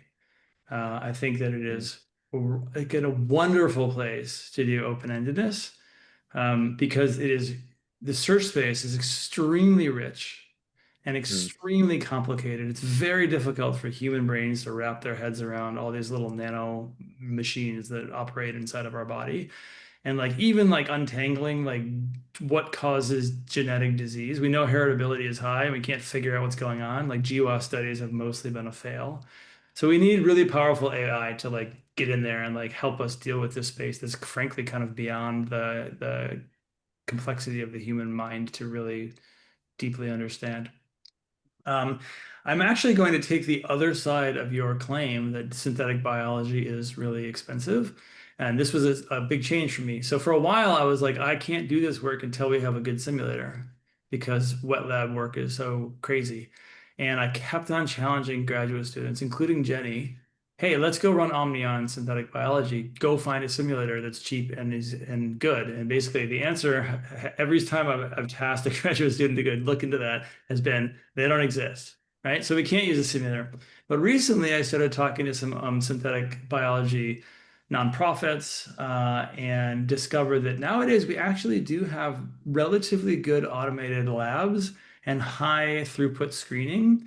So you can test out like a crazy like number of molecules or proteins or whatever mRNA strands to see their effects in some big parallel screen thing. And you have machines that can do all of this. So for a while, I was talking to a nonprofit about hooking our open-ended algorithms up to their automated labs. And in the end, they got busy with other things and I got busy with other things and we haven't ended up doing it.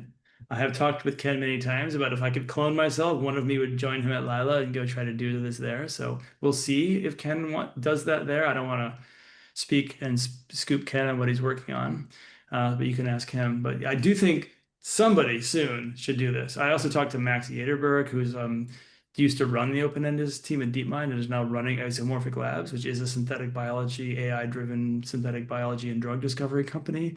I was like, let's do this. So anyway, basically, this is one of those things where like soon you're going to start to see massive breakthroughs. You could check out the work of Future House. They have some Yep, work know about recently on them. the hits. Yeah, there you go. So the stage is set for like big papers to come out soon, and I think it's going to involve open-endedness, and we just haven't quite seen it happen yet, but it's very soon. Jeff, you're not bullish on simulating cells and fully simulating Oh, I'm products. bullish on it eventually. I'm just saying right now they don't seem high fidelity, and they're certainly not computationally cheap enough to run in the inner loop of our algorithms. Yeah. But yeah, eventually for sure. I'm bullish. I'm pretty much I'm not there's not too many things I'm not bullish on. I mean, eventually science and technology figures out almost everything. Just a question of timescale. Yeah, how long? How long will it be, and what will be there first? Like, what will this is I think a really interesting question. Will it be open-endedness plus real automated lab experiments first, or will it be open-endedness plus simulation first, or some hybrid in the mean? And that I think is a it's always like predicting is easy. It's the timing that's hard. Sean, you've been polite enough to put your hand up. Yeah, I wanted to use the functionality Zoom provides. Are you familiar with Paul Jensen, the Jensen Lab at University of Michigan? Mm. So they did something interesting a few years ago. I think it's related to what Richard was talking about and what we've been talking about in general, but they created an automated system that ran bacterial experiments. And I'm going to butcher this, but essentially they sort of were trying to predict. They created a robot that basically, and then an AI system that sort of controlled it. And they generated a bunch of hypotheses, implemented them on, I think it was like being able to predict what nutrient bath would grow these bacteria the fastest. And they were really Cool. just testing the system. Yeah. And they used two AI systems to sort of evaluate it. First, they did sort of, I think, reinforcement learning, and they were able to get to a point where it is based on these experiments, it would run an experiment, see what the results were, hypothesize another experiment, run it again, run it again, run it again. And eventually they got to the place where RL was, I think, predicting 90% success rate or something like that. And then they did symbolic and they wanted to find something. Could they translate that into a way that was human understandable and human replicable as opposed to these, this sort of what I would call like an unconscious sort of understanding of what works. And that was only 70%, but they were still able to get it to that. I thought that was one, I think that AI difference is interesting and sort of is like in my head, the way I understand that is there's a difference between explaining how you ride a bike to someone and sort of intuitively knowing how you ride it. But the other part of that was they were able to sort of conduct essentially, if they extrapolated over 1 million experiments a year. So one, those experiments are sort of compounding on top of each other. The value is compounding, and you could think very, if you did a back of the napkin experiment, there's about a cubic meter size experiment. You stack a whole bunch of those together, and all of a sudden they're all doing these experiments, feedbacking from the real world, and you're getting very quickly a explosion of the ability to do science at scale, even within very sort of small spaces. So Yeah, I think it's a really, really promising approach. I think you want the real world grounds you, which is nice. And you can learn a simulator of the real world to make so you don't have to do everything in the real world. right. And creating a loop where you're like creating a simulator of the real world, using it to optimize and search against, and then periodically checking how good it is and improving it when it's not good. That sort of a thing is extremely powerful and I think is coming, and no one's really figured it out yet for automating science. But as you said, people are beginning down that road. There are a couple other scientists, there are actually many labs at this point that are working on automated labs and then AI that are running like loops inside of them. I don't think most of them have really heard of or drunk the Kool-Aid on open-endedness. So I'm trying to kind of tell these people whenever I run across them, like, hey, when and if you go to actually start doing like search to try to like find good stuff in your setup, I think you should be using this playbook and these ideas, and I think that it will all just work better. And so you guys, all of you probably can help kind of spread that gospel to people that are doing this kind of automation and automated science. So that's all extremely, extremely powerful. Also, I went to Michigan, so go blue. Go blue. What was the sorry, I don't want to, but you have quick follow-up. What do you, when you're talking to people and trying to convince them about an open-ended approach, is there resistance? What are you running Oh with? yeah, there's so much resistance. I mean, okay, many people get really excited about it, right, when they hear about it. But the thing that people really do not want to believe, they say they even like sometimes you can see their cognitive dissonance roiling in their soul, is they can get excited about everything you talk about, but then they snap back to the idea, but sure, we really need an objective and a goal to optimize against.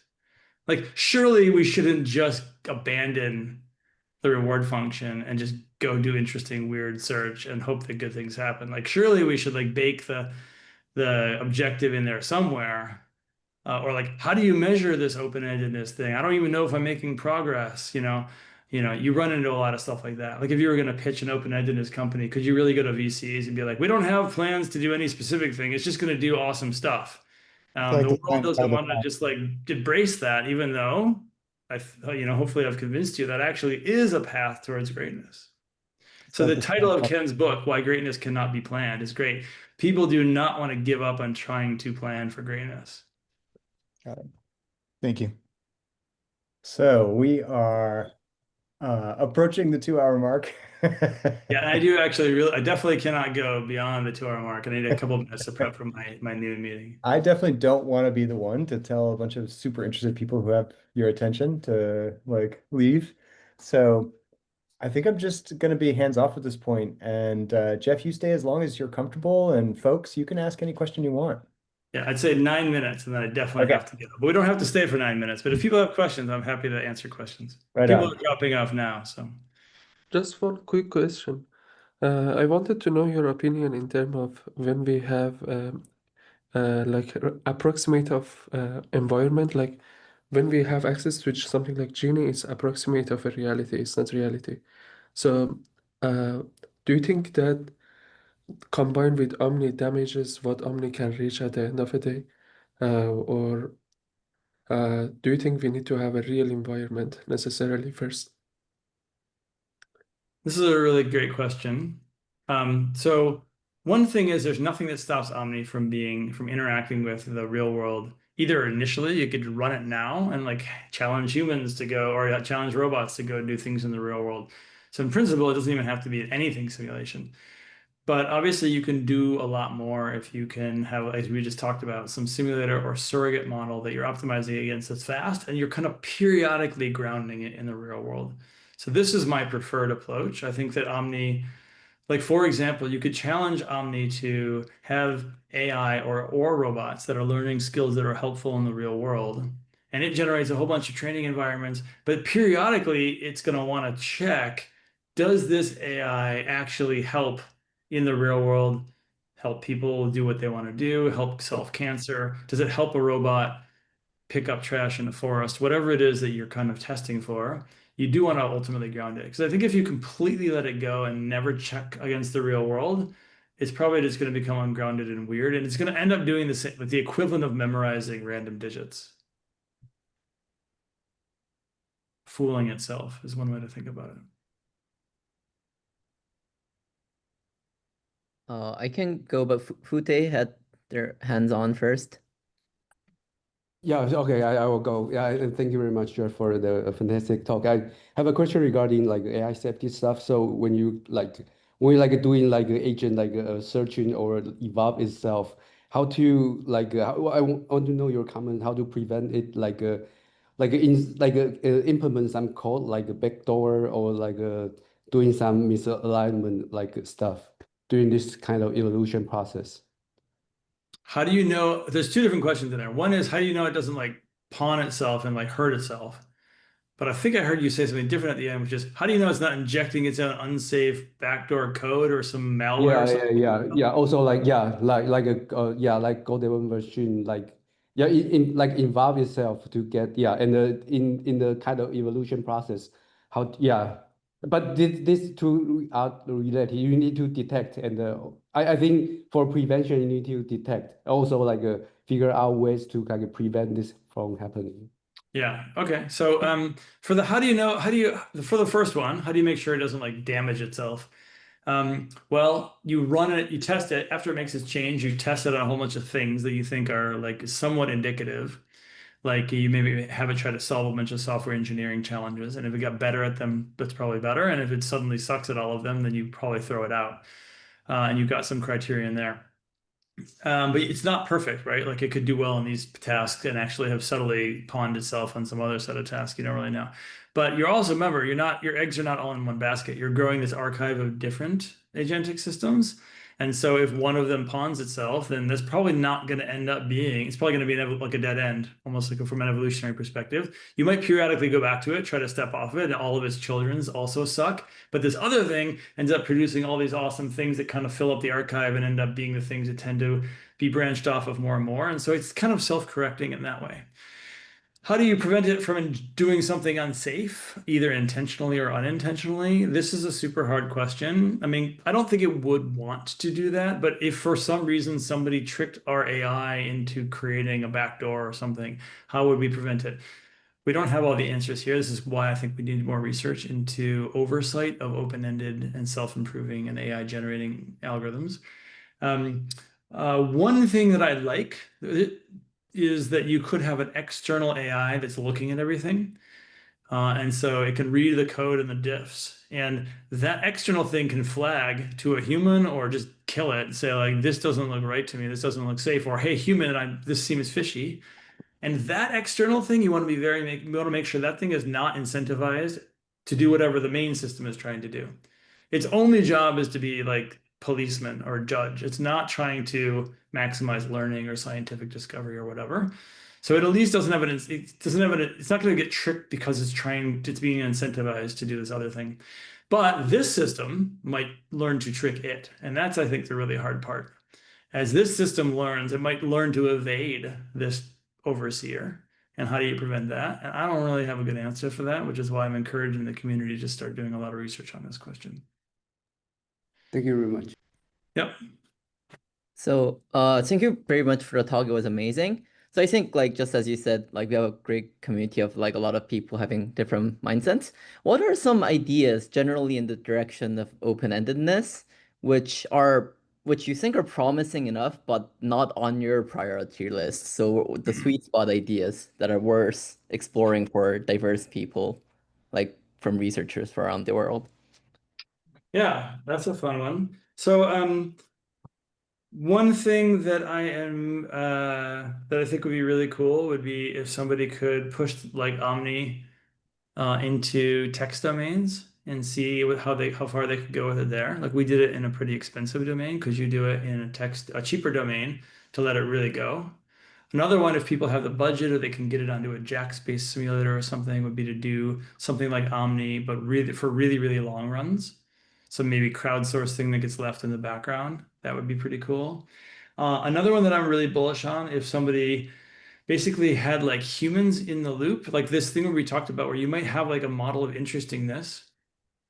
First, you want to see where that thing breaks down. Can you run the algorithm so long that the model of interestingness is really far out of distribution? So how far until that thing breaks down was one whole scientific question. I actually have a hypothesis that it will go much farther than people think, because the question of what counts as interesting is actually not that hard, because you get to condition on what came before in the archive. So like I could go back and I could ask somebody from the 1800s, is an iPhone interesting? And they wouldn't know what an iPhone was. That's not what we're going to ask the model, though. We're going to say, hey, here's all the technology that existed right up until the iPhone was presented. Condition on that, is the iPhone interesting? And I think a person in the 1800s could have told me yes. And I think our language models can do the same as they get out of distribution. But that is an open question. And that's actually the most common objection I get to OMNI. So studying that would be a really good thing to study. And then if it does start to break down, what do you do to fix that? That is a wildly cool thing, and it doesn't take a big budget, I think, to figure out like how do we improve a model of interestingness online. I think that is really cool. And then back to the other one, how do you automatically judge the universal reward function? You know, like how do you judge if something has been accomplished that in a way that doesn't get hacked, or maybe even assume that it is hacked, it will be hacked, but then how do you improve it in response to that hackery? Could you figure that out? That's like another really important piece of the puzzle that we don't have a good answer to yet. Alec, do you want to ask the final question? Then we can free Jeff.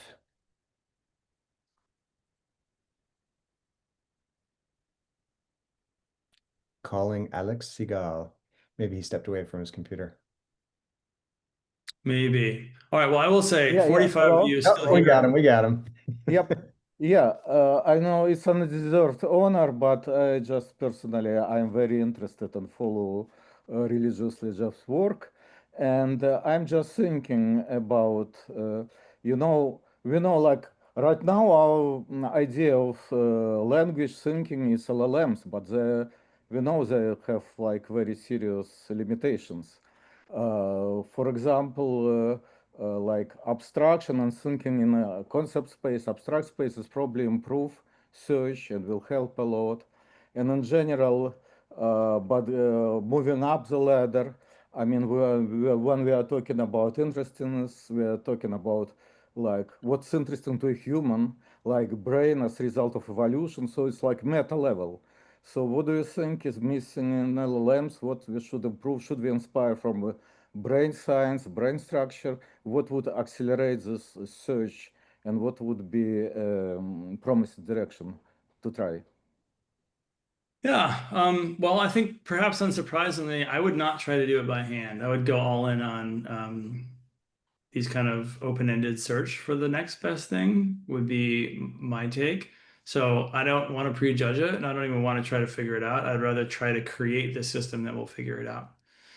Now that is a bit of a long-term bet. Like if you hired me right now at OpenAI and like we have to make GPT-6 and it's got to be better than GPT-5, I wouldn't do that. I would take my best ideas and I would talk to all the people there and we'd put all the best ideas manually into the system.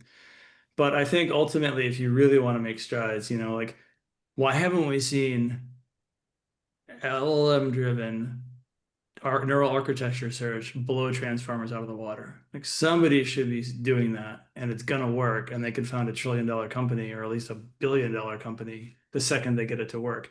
Not just because they invented something better than the transformer, but because they have this system that can invent things that are better than the transformer. Why isn't that a thing? That should be a thing. So I would be creating systems like that. And with that, Jeff, thank you so much. This was fantastic. We're going to get this on YouTube, and Raj is about to post the link again for the AlphaCav community where we've actually captured all the questions that we didn't get to, and we're going to put them there. And at some point, Jeff, I'll beg you to check them out, and maybe we could do your experiment of you'll answer every question that someone takes a crack at first, which I think is a really Sure. interesting frame. Yeah, or comment on them, like this is perfect. Couldn't have said it any better, or like I would disagree. I'd say this differently, or whatever. That would be actually more fun for me than just having like here's 50 questions to answer. Yeah. Right on. Okay, folks. Well, thank you. This was the best talk yet by miles. And we'll see you at the next one.